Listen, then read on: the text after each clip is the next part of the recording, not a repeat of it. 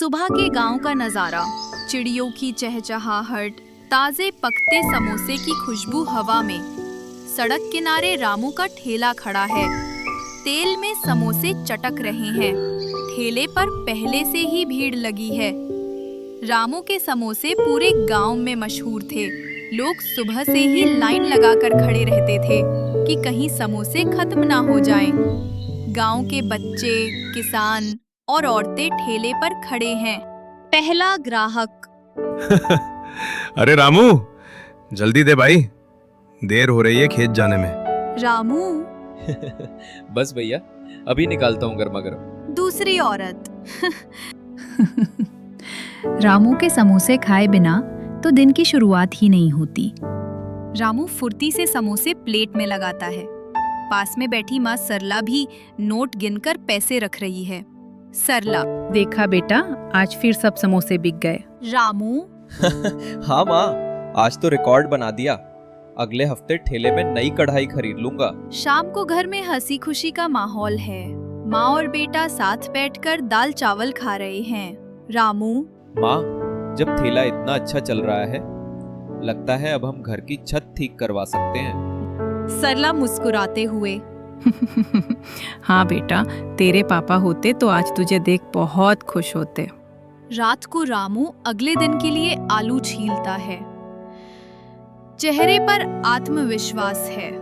कुछ दिनों बाद रामू का समोसे वाला ठेला अब पहले जैसा नहीं चल रहा था। नए प्रतियोगियों ने बाजार में कदम रख दिया था। कुछ नए ठेले लगे हैं, फ्राइड राइस और गोभी मंचूरियन के। ग्राहक धीरे धीरे उनके पास जाने लगे थे। पहला ग्राहक नया ठेला देखकर, आज फ्राइड राइस ट्राई करते हैं। रामू के समोसे तो कल खाए थे। दूसरा ग्राहक, हाँ, मंचूरियन तो बहुत स्वादिष्ट लग रहा है, यहाँ से ही ले लेते हैं। रामू उदास होकर ठेले पर खड़ा है। हाथ में प्लेटें हैं, लेकिन बेचने वाला ग्राहक कम है। रामू धीरे से खुद से, पहले लोग सुबह से लाइन में खड़े रहते थे, अब सब नए ठेले की ओर चले गए। रामू आलू छील रहा है, तेल गरम कर रहा है, लेकिन ठेला खाली ही रह जाता है। रामू थोड़ा निराश होकर, माँ, अब समझ नहीं आता क्या करूं। रोज घाटा हो रहा है, मेहनत भी बेकार जा रही है। सरला पास खड़ी है, बस चुपचाप रामू को देख रही है। चेहरे पर चिंता है। रामू और उसकी माँ के लिए ये समय बेहद मुश्किल था। ठेला धीरे धीरे ठंडा पड़ गया। घर का खर्च मुश्किल से चल रहा था और हर दिन चिंता और निराशा बढ़ती जा रही थी। रामू उदास होकर चारपाई पर बैठा है। घर में चुप्पी है। सरला धीरे से, बेटा ऐसे मायूस मत हो, मेहनत बेकार नहीं जाती, लेकिन अब हमें कुछ नया सोचना होगा। हर गली गली समोसे वाले हैं, लोग वही क्यों खाएंगे? रामू थोड़ा निराश होकर, माँ, मुझे कुछ समझ नहीं आ रहा है, मैं क्या करूं? सरला संयम से, बेटा अगर वही काम सब कर रहे हैं तो हमें कुछ अलग करना होगा। कोई ऐसी डिश जो गांव में पहले कभी ना बनी हो।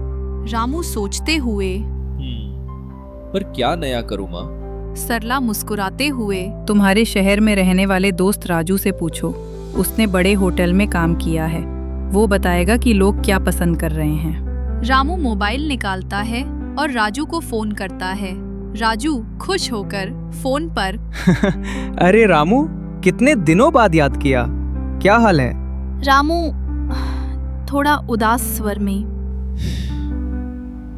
राजू, हाल अच्छा नहीं है। समोसे का ठेला अब नहीं चल रहा, रोज घाटा हो रहा है, समझ नहीं आता क्या करूं। राजू, अच्छा भाई, अगर तेरे पास समय है तो मैं अभी फोन पर ही एक डिश की पूरी रेसिपी समझा सकता हूँ। यहाँ पर एक नया स्ट्रीट फूड चल रहा है जिसका नाम पिज्जा कुलचा है। रामू उत्साहित होकर, सच में? हाँ भाई, मुझे सिखा दे, मैं लिखने के लिए कागज कलम ले आता हूँ। रामू जल्दी से कागज कलम ले आता है। राजू धीरे धीरे स्टेप बाय स्टेप रेसिपी समझाता है। आटा गूंथना, टॉपिंग तैयार करना, तवे पर सेकना। रामू ध्यान से नोट करते हुए, अच्छा, समझ गया। ये मसाला ऊपर से डालना है ताकि स्वाद बढ़ जाए। राजू बिल्कुल, बस ध्यान रहे कि तवे पर सही आंच हो और चीज अच्छे से पिघले। रामू मुस्कुराते हुए, धन्यवाद भाई, तूने मेरे लिए उम्मीद की किरण जगा दी। सरला पास खड़ी बेटे को देखकर, देखा बेटा, भगवान हमें रास्ता दिखा ही देते हैं। अब मेहनत करने का वक्त है। रामू दृढ़ निश्चय के साथ, हाँ माँ, पर पहले हमें थोड़े पैसे चाहिए। इस नए ठेले के लिए सामान और मसाले खरीदने होंगे। हमें गांव के सेठ से उधार लेना पड़ेगा। सरला ठीक है बेटा, पर याद रखना, मेहनत और ईमानदारी ही सब कुछ बदल सकती है। रामू और माँ सरला गांव के सेठ गोविंद के घर जाते हैं। रामू नर्वस होकर, सेठ जी, मुझे अपने ठेले के लिए कुछ पैसे चाहिए।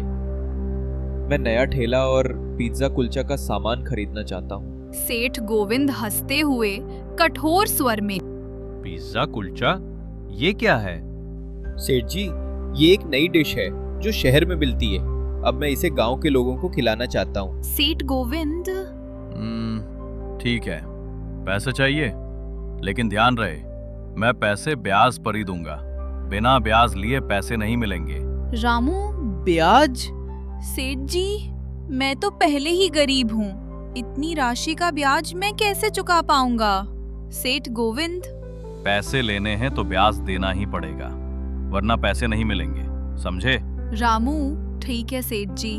सरला पास खड़ी बेटे को देखकर हल्की चिंता में, बेटा, मजबूरी में कोई विकल्प नहीं है, बस अब मेहनत करनी होगी। रामू और माँ बाजार में नया ठेला लगाते हैं। टेबल पर पिज्जा कुलचा सजाए हुए हैं। शुरुआत में ग्राहक कम आते हैं, हिचकिचाते हैं। कुछ हफ्तों बाद ग्राहक धीरे धीरे आते हैं। ज्यादातर बच्चे और जवान, बुजुर्ग कम ही आते हैं। पहला ग्राहक बच्चा खुशी से, वाह, ये तो मजेदार है।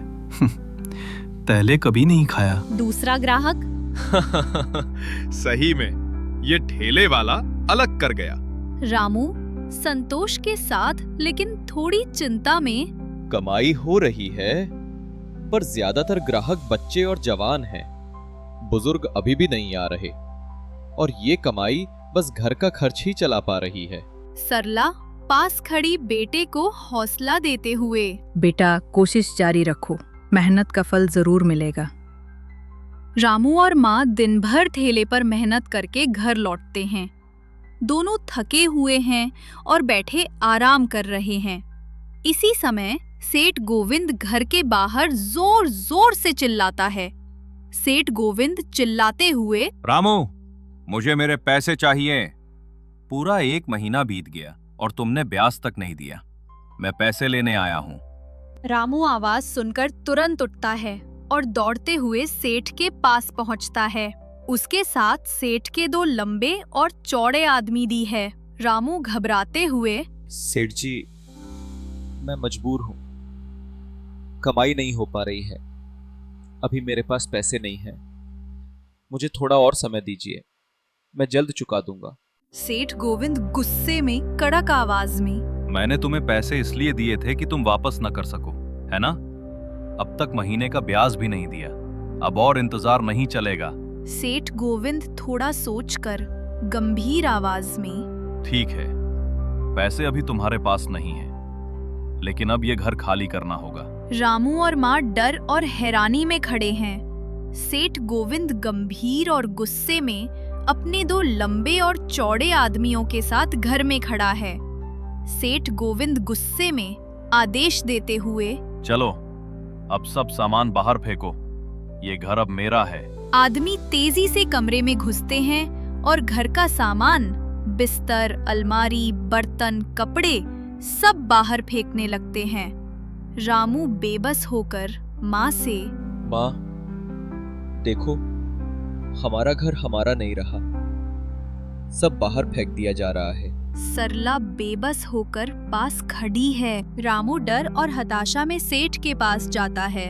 रामू सेठ से, सेठ जी, कृपया हमें थोड़ा समय दीजिए। हम अभी किसी और जगह नहीं जा पाएंगे। हम कहाँ जाएंगे, कहाँ रहेंगे? हमें थोड़ा मौका दीजिए।